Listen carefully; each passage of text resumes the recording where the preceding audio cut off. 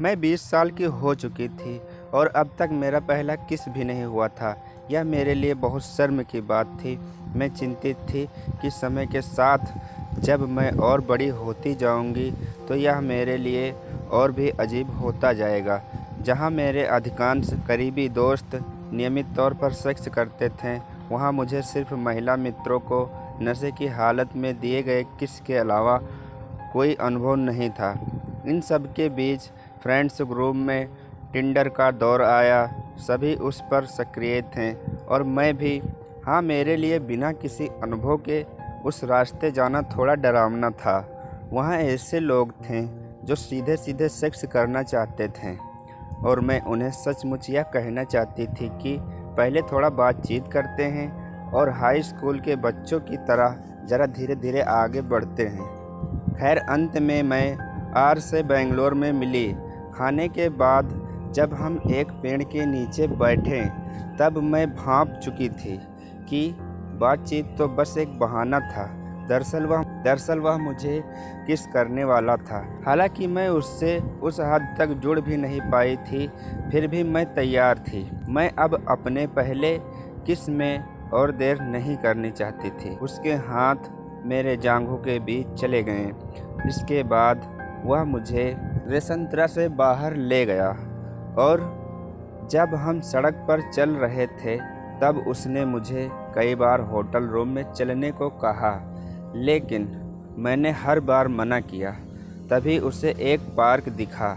मैं भी थोड़ा और अनुभव करने को उत्सुक थी, इसलिए हम वहाँ चले गए। उसके हाथ सीधे मेरे जांघों के बीच चले गए। मैंने उसे रोका, लेकिन उसके हाथ फिर भी मेरे शर्ट पर गए। मैंने उन्हें जाने दिया, लेकिन मुझे वह पसंद नहीं आ रहा था। वह मेरे स्तन को बुरी तरीके से दबोच रहा था, जैसे उन्हें खींचकर अलग कर रहा हो। मुझे दर्द हो रहा था और इसमें कुछ भी सेक्सी नहीं था। उसके हाथ फिर भी मेरी जांघों के बीच गए और मैंने फिर उसे रोका।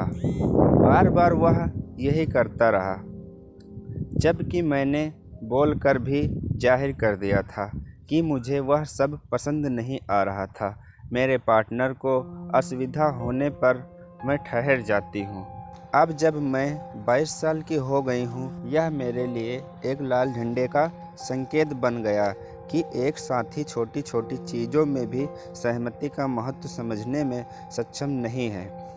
इस सब की राजनीति अगर नज़रअंदाज कर दें, फिर भी मुझे ऐसी स्थिति परेशान करती है जहां सहमति का ध्यान न रखा जाए, क्योंकि मैं खुद को उस जगह रख कर देखती हूं। अगर मेरा पार्टनर किसी भी तरह की असुविधा दर्शाता है, चाहे वह छोटा सा ही इशारा हो, मैं ठहर जाती हूं। जिस चीज़ से मेरे पार्टनर को आनंद न मिले, मुझे वह करने में प्रसन्नता नहीं होगी। हाँ, यह लाल झंडे वाला इशारा होना चाहिए, लेकिन उस समय मैं इतनी समझदार नहीं थी, इसलिए मैं दोबारा उससे मिली। मुझे वह पसंद था क्योंकि वह मजाकिया था। मैं अपना पहला किस भी कर चुकी थी। टिंडर के माध्यम से मैं और पुरुषों से भी मिली, लेकिन किस से आगे कभी बात आगे बढ़ी ही नहीं। मुझे लगा कि मैं अब आगे बढ़ना चाहती थी, लेकिन मैं यह भी मानती हूँ कि इसके पीछे मेरा रवैया अभी भी वैसा ही था। बस अब यह करके देख लेना चाहिए कि यह सब होता कैसे है, ताकि मैं आगे के लिए तैयार रहूँ। मुझे नहीं लगता कि यह पूरी तरह से बेवकूफ़ी वाली सोच थी। कभी कभी आप इंतज़ार करना चाहते हैं और कभी कभी बस सीखने समझने के लिए कुछ चीज़ें कर जाते हैं। यह सब आप पर निर्भर करता है। मैं चाहती थी कि सब कुछ धीरे धीरे हो।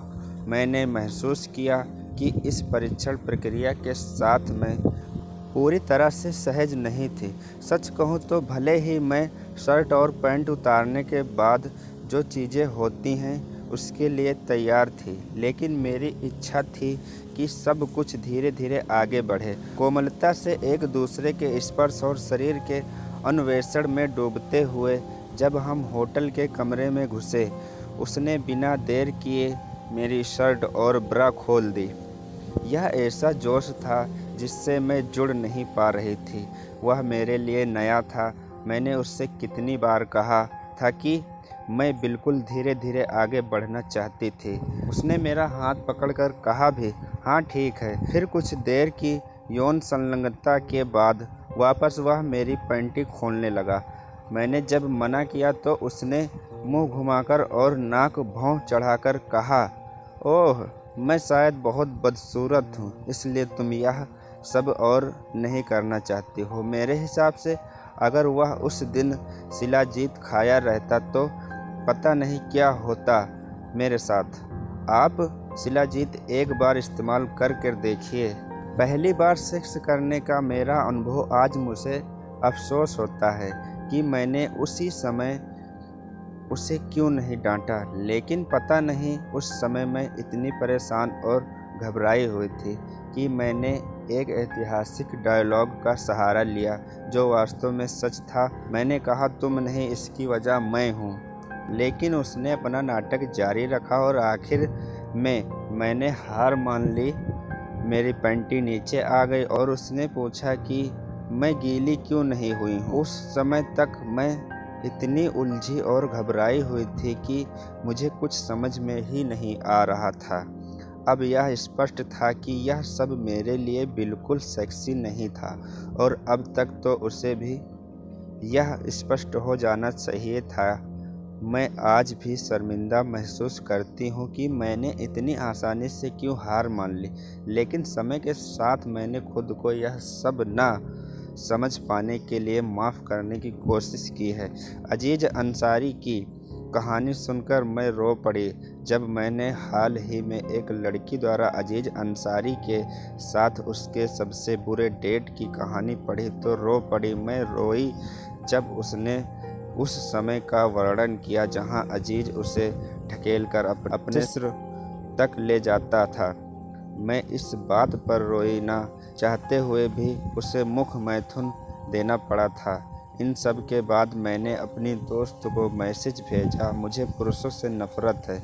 ऐसा इसलिए क्योंकि आर के साथ मुझे भी ऐसा ही महसूस होता था। मैं इसमें कुछ हद तक शामिल ज़रूर थी, लेकिन ऐसा लगता था कि उसके लिए सेक्स ही ज़रूरी था। उसे कोई मतलब नहीं था कि मैं कैसा महसूस करती हूँ। रात भर वह मेरे हाथ अपने सिर की ओर खींचता रहता था। भले ही उसे छूने का मेरा मन ना हो, मेरे सिर को धक्का देकर नीचे ले जाता था, जबकि मैं वहाँ जाना नहीं चाहती थी। मैं गीली नहीं होती थी तो वह चिकनाई का इस्तेमाल करता।